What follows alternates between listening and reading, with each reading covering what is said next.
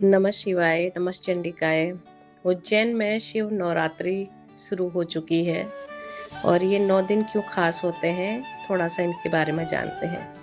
फाल्गुन महीने के कृष्ण पक्ष की पंचमी से शुरू होने वाली ये नवरात्रियाँ बेहद खास मानी जाती हैं। इस दौरान भगवान शिव का श्रृंगार अलग-अलग रूपों में किया जाता है।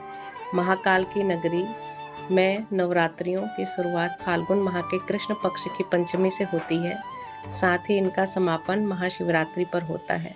इन नवरात्रियों में भगवान महाकाल का अलग-अलग रूपों में श्रृंगार किया जाता है। प्रभु को कई प्रकार से सजाया और संवारा जाता है और अलग-अलग स्रोतों से इनकी अभिषेक आदि भी किया जाता है। अंतिम दिन प्रभु को दूल्हा बनाया जाता है और नगर भ्रमण के लिए भी निकाला जाता है। फाल्गुन महीने में मनाई जाने वाली शिव नवरात्रि का खास महत्व उज्जैन में माना जाता है, क्योंकि यह शहर स्वयं महादेव की साक्षात उपस्थिति से जुड़ा हुआ है। यहाँ शिव नवरात्रि केवल व्रत या पूजा तक सीमित नहीं है, बल्कि पूरे 9 दिन बाबा महाकाल की विशेष आराधना, नियम और परंपराओं के साथ मनाए जाते हैं। भक्त अलग-अलग रूपों में भगवान शिव की पूजा करते हैं और हर दिन की पूजा का अपना-अपना महत्व होता है। आइए थोड़ा-सा इस विषय में जानते हैं कि भगवान शिव के किस स्वरूप का दर्शन इसमें होता है। शिव नवरात्रि के पहले दिन शिव नवरात्रि के पहले दिन यानी कि 6 फरवरी से जो शुरू हुआ है, महाकाल भगवान का भांग व दिव्य चंदन श्रृंगार किया जाता है। इस श्रृंगार में भस्म, भांग और शुद्ध चंदन का उपयोग होता है, जो भगवान शिव के वैराग्य और औघड़ स्वरूप को दर्शाता है। इसके साथ ही इस दिन भक्त व्रत का संकल्प लेते हैं। इस दिन महाकालेश्वर ज्योतिर्लिंग का विशेष जलाभिषेक किया जाता है। दूध, दही, घी, शहद और गंगा जल से अभिषेक कर भगवान शिव से मन की शुद्धि और आत्मबल की कामना की जाती है।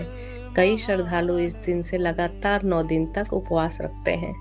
शिव नवरात्रि का दूसरा दिन जो 7 फरवरी को होता है, नवीन श्रृंगार होता है। इस दिन भगवान को नए वस्त्र, आभूषण, विशेष श्रृंगार सामग्री अर्पित की जाती है।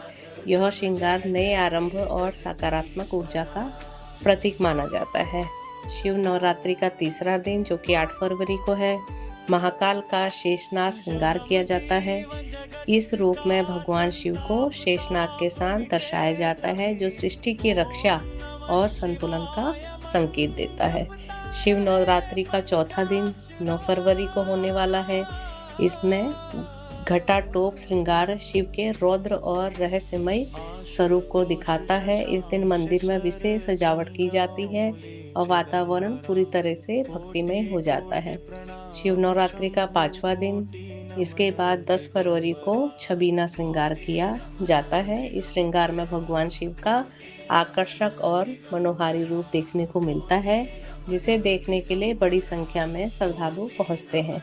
शिव नवरात्रि का छठा दिन 11 फरवरी को महाकाल का होलकर श्रृंगार होता है। यह श्रृंगार ऐतिहासिक परंपराओं से जुड़ा माना जाता है और इसमें शाही अंदाज देखने को मिलता है। शिव नवरात्रि का जो 7वां दिन होता है, वो 12 फरवरी को होगा।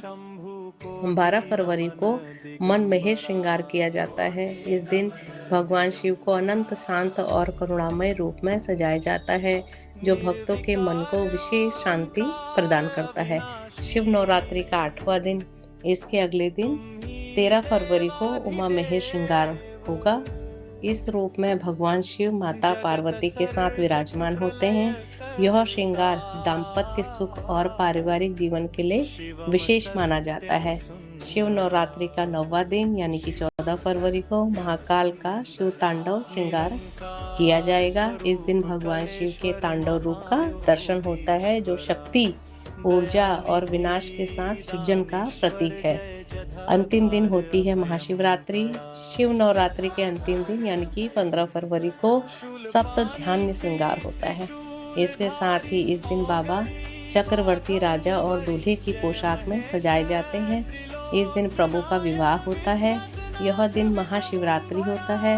इस श्रृंगार में 7 प्रकार के अनाज अर्पित किए जाते हैं, जो समृद्धि, अन्नपूर्णा, कृपा और खुशहाली का संकेत माने जाते हैं। शिव नवरात्रि के दिन व्रत का पारायण भी किया जाता है। इस दिन दान पुण्य का खास महत्व होता है। उज्जैन में शिव नवरात्रि इसलिए भी खास मानी जाती है क्योंकि यहाँ महाकालेश्वर ज्योतिर्लिंग स्थित है, जहाँ शिव स्वयं कालों के काल माने जाते हैं। मान्यता है कि यहाँ सच्चे मन से की गई पूजा जल्दी फल देती है। शिव नवरात्रि के दौरान उज्जैन में साधना, भक्ति और आध्यात्मिक ऊर्जा का अनोखा संगम देखने को मिलता है।